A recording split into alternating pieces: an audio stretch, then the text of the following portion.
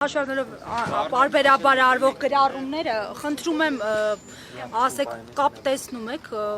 հրահանգված է, քաղաքական պատվերը ինչ է, շոու է։ Իրականում այսօր խորհրդարան եղած լրագրողները շատ ուշադիր պետք է լինեին։ Ամբողջ օրը Նիկոլ Փաշինյանը նստած, անջատված նստած, այդ կառավարության հաշվետվությունն էր։ Մեկ էլ որ պայթեց, մեն պատգամավորները մեր գործընկերները որ դալիճում ներկա են, մեկ էլ ասպա անակնկալ եկած խելագարի պես սկսեց շարել։ Իրականում այս քինախնդրությունը, այն ինչ որ կատարում է, նայեք, այստեղ հարյուրավոր ոստիկաններ են դիմակավորված։ Լրագրողներին կոչ կանը որպես նախկին խմբագիր, ավելի լավ տարածքը նկարեք, հարյուրավոր ոստիկաններ դիմակավորված հավաքվել են։ Ինչին են սպասում են։ Շեֆի հրահանգի։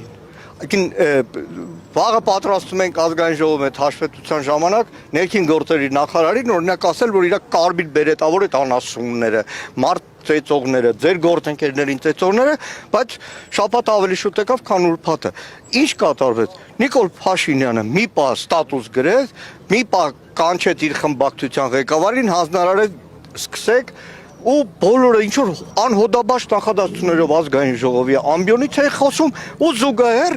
իր ֆրակցիայի ամենակարևոր մասը մլիցեքը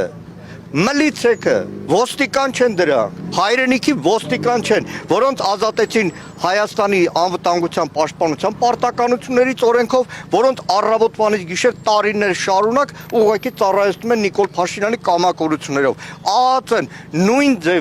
նույն ձևի սատանա որսացող սև վերնաշապիկով, սև շապիկներով մարդ որսացողներին չունեն որևէ արժանապատվություն, չունեն հայրենիք, պատիվ, ուսադիրի պատիվ, ոչ մի բան չունեն։ Իրանք մենակ Նիկոլ Փաշինյանի ծառաներն են։ Եվ մեր հայրենակիցները այսօրը ուղղակի ամենախայտառակ օրինակն է։ Ի վերջո ով մայրաթոր գնացել է, նայեք, իրականում ես բախտ եմ ունեցել մի քանի առիթով գնալ։ Այն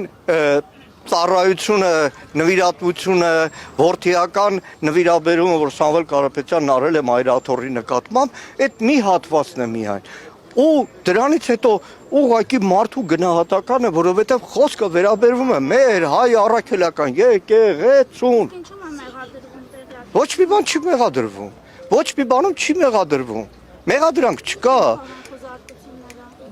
Փորձել են մտնել, որևէ բան չի ստացվել։ Որևէ բան երևի Նիկոլի հերթ Իրենց միջոցներով են գործողություններ իրականացնում։ Հերթական անգամ որևէ հոդաբաց նախադասություն ներքին գործերի նախարարությունը չի ասել։ Որևէ բան չկա դեռ։ Սպասում են երևի շեֆը իր ներվային վիճակից երբ է դուրս գալու, նորից հանձնարարական տալու է, թե չի տալու։ Բայց կրկնում եմ, սա իրականում սրբազան պայքար, որ ասում եմ Բագրատ Սրբազանի պայքար չէ։ Սա իրականում 1903 թվականին Նիկոլայ Ցարը նույն ձևի հայ առաքելական եկեղեցու գույքերը եկեղեցին ուզում էր գրավել։ Ամբողջ Կովկասում հայ ժողովուրդը դուրս եկավ։ Նույնիսկ Արևմտյան Հայաստանի ֆիդայական խմբերից շատերը եկան Արևելյան Հայաստան հայ առաքելական եկեղեցին պաշտպանելու։ Այսօր նույն իրավիճակն է։ Ու ցանկացած մեկը, որ Նիկոլի հրահանգով մասնակից է դառնում այս ամեն ինչին, պետք է գիտակցի, որ ուղղակի նրանց փչացնում են, նրանց տրապիկի զոհ է սարքում, նրանց ծերունները հետո գլուխները կախեն ցանկացած հայ առաքելական եկեղեցու մոտից անցնելու։ Ինչ։ Ինչ գործողություններ։ Մարդու սրտի խոսքն է, մարդ, որ այս եկեղեցու ծառան է, մարդ, որ իր ամբողջ գիտակից կյանքը այո գործարարությամբ է զբաղվել, բայց